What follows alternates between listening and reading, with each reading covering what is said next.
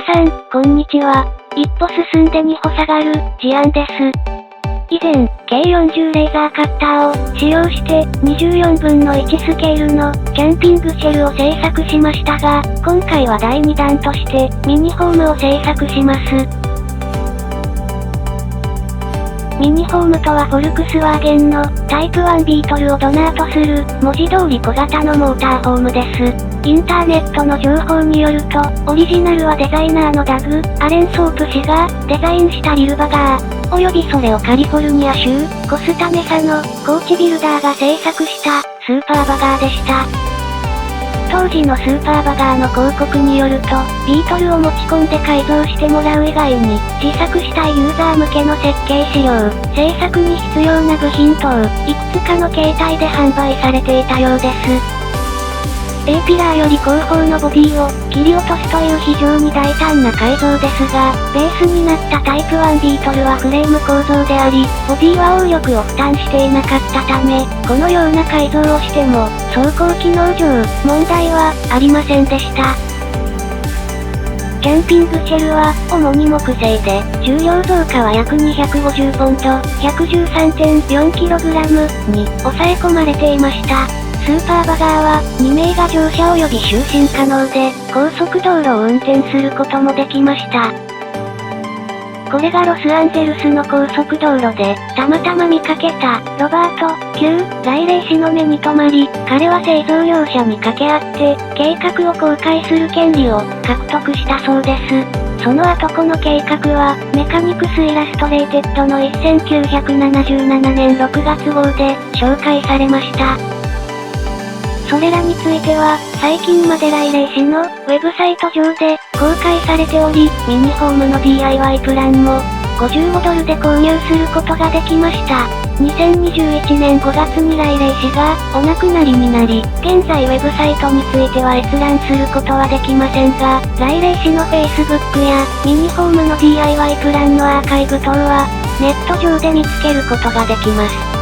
車検制度の厳しい日本では、自分で改造してナンバーを取得するのは難しいかもしれませんが、セミコンバージョンの一種ですから不可能ではないかもしれません。あるいは、キットカー等と同様に、海外で製造された完成車を輸入する方法もあります。気になる方はぜひお試しください。製作のベースにしたのは、タミヤ製24分の1、フォルクスワーゲン、タイプ1ビートル、1966年型です。ビートルは他にも長谷川、青島、ドイツレベルなど、様々なメーカーから発売されており、どれを選ぶか迷ってしまいますが、今回はエンジンハッチを開閉するため、エンジンが再現されているものの中から選びました。まずは無料の CAD ソフト、JW CAD を使って、レーザーカッター用のベクターデータを作成します。この際、メカニクスイラストレイテッドの DIY プランが非常に参考になりました。プラモデルの材料であるポリスチレンは熱で溶けるので、部品の間隔は適度に開けるように配置します。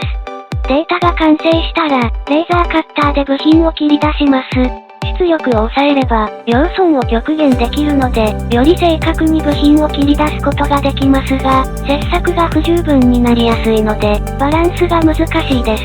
今回は、1ミリのプラ板をカットするために、出力は 22% にしてみました。制御用ソフトウェアは、計40ウィスパーを使用しました。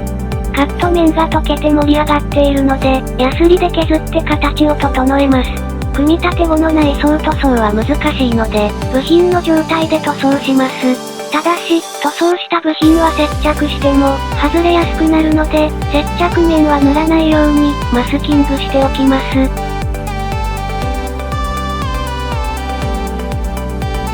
最初にシートを製作します。キットではシートをフロアに直接接着しますが、ミニホームでは回転式にするために、プラ板を使用してそこを塞ぎ、2ミリのプラ棒を接着します。フロアパネルに床板を接着します。左右同じに見えますが、実は形状が異なります。次に後方のバルクヘッドに U の字型に曲げた 0.5 ミリのピアノ線を打ち込みます。これはベッドサポートブラケットになります。その後、床板に後方のバルクヘッドを接着します。床とバルクヘッドにストレージボックスを接着します。実車では、左側がブタンガスのボトルのストレージに、右側はバッテリーのストレージになります。食器棚の化粧板に冷蔵庫と引き出しを接着します。実車では、もちろん開閉することができますが、今回は接着してしまいました。食器棚のパーテーションと、後方の上げ床を組み立てます。さらに上げ床下のストレージと、食器棚の仕切りを組み込みます。実車の場合、後ろに向かって右側の食器棚は、レンジの換気扇を兼ねています。向かって左側は、ワードローブになっています。ビートルのシャシーはマニュアル通りに、組み立てますが、エンジン後部の冷却空気ダクトの取り付け部分はプラ板で製作します。ここはビートルのボディの一部なので、ボディと同色で塗装します。ドアを開閉式にするために、ヒンジを作成します。材料は 0.5mm のピアノ線と薄い金属板です。清涼飲料水の空き缶を使用しました。アルミの場合通常厚さは 0.1mm、鉄の場合は 0.2mm なので、それに合わせてシムを挟んで、位置を調整します。この字型に曲げたピアノ線をドアに打ち込み、金属板で挟み、金属板はボディに接着します。側面及びドアに透明プラ板の窓を接着し、さらに窓とドアのサッシを取り付けます。そして U の字に曲げた 0.5mm ピアノ線のベッドサポートブラケットを打ち込みます。ウィンドウシールド及びクォーターパネルに窓とサッシを取り付けます。ついでオーバーキャブパネルとクォーターパネルに U の字に曲げた 0.5mm ピアノ線のベッドサポートブラケットを打ち込みます。合わせてキットのルームミラーを取り付けます。またウィンドウシールドにはキットのワイパーを取り付けます。それぞれが完成したらオーバーキャブパネルとウィンドウシールド及びクォーターパネルを組み立てます。クォーターパネルの後ろ端から 2mm、ドアヒンジの位置で、キットのボディを切断します。ピラニアの子を使用しました。刃が薄く切れ味が良いので、使いやすいです。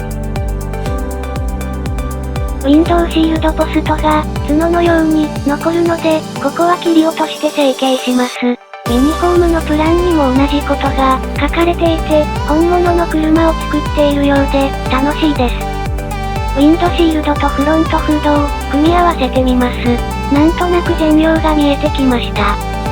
オーバーキャブベッドと後方の窓を組み立てます。裏側には切り抜いたプラ板を接着し、リブパネルを再現します。側面の板にも切り抜いたプラ板を接着し、リブパネルを再現します。エンジンハッチを組み立てます。黒く塗ってあるのはエンジンハッチのヒンジです。0.5mm のピアノ線を使って開閉式にします。上げ床と食器棚をバルクヘッドに接着します。組み上がると後方のベッドや食器棚とエンジン等との位置関係がよくわかります。側面の壁を取り付けます。反対側も同様に組み立てます。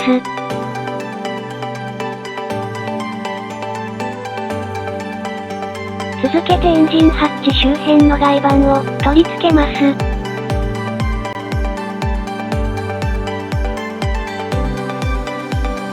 後方の壁を取り付ける前に食器棚とワードローブの扉を接着します。さらにリアウィンドウ周辺の外板を取り付けます。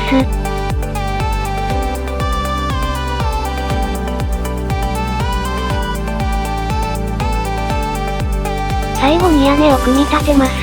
中央の穴は屋根のベンチレーションです。シンク一体型のレンジを組み立てます。これは引き出しても使えるように車体には接着しません。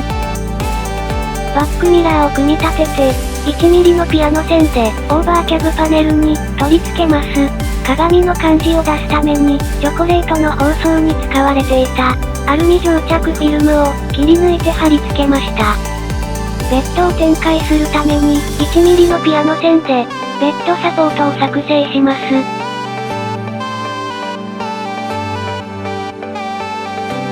状の状態です。屋根は取り外し式になっています。ドアは開閉可能です。レンジのドアも開閉可能です。シンク一体型レンジは、引き出しても使用できます。シートを180度回転します。下段のベッドサポートを取り付けます。下段のベッドを展開します。上段のベッドサポートを取り付けます。上段ベッドを展開します。いかがだったでしょうか？